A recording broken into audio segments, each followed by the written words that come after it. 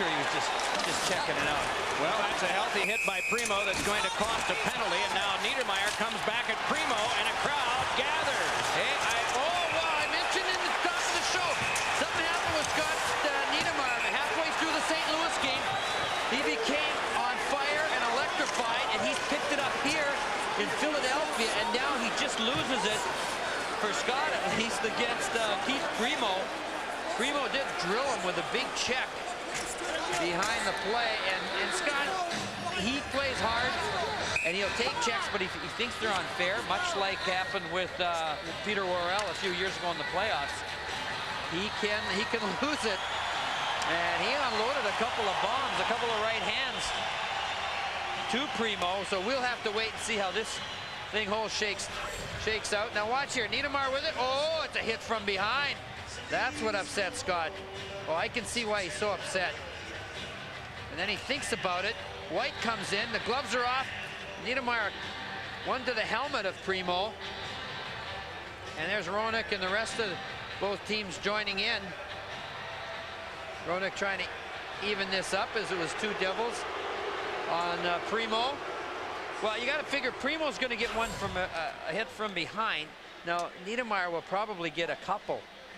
24.8 to go. That's the reason that Scott disappeared down the runway, is that any penalty he'd get would be more time than that.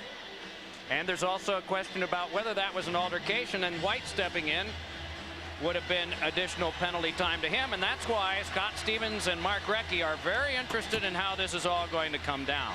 Well, the thing I like, this is Flyer Devils hockey. That's the kind of plays that we like to see every once in a while, because it shows there's some fire and passion here.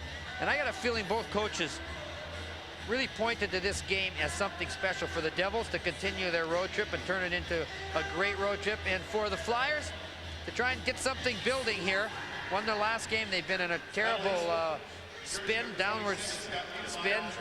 And if they can win this game, I'm sure they've been reminded that this could really do a lot to restore their confidence as well as their season, as the players are getting it sorted out with the referee. White is gone. 2 minutes for roughing and a game misconduct, as he was the first man to intercede on an altercation that did not bring major penalties. And White is somewhat dismayed as he is going to leave. He's done. Well, the thing I don't like about this, Doc, and we can look at it again, but you don't want to throw players out when you've got this type of game going. This is what the NHL wants. You got fire and passion and hits and all kinds of stuff going on, and you can tell Pat Burns just does not like this. Now, okay, there's a hit from behind. Now, Scott Niedermayer is going to get in it with Primeau, but they're not throwing punches. There's a face wash and a push. And still, I guess the only thing you could say, Colin White was had the hold on Primeau, and Niedermayer unloaded a couple of hits while he was being restrained by Colin White. I would have to say that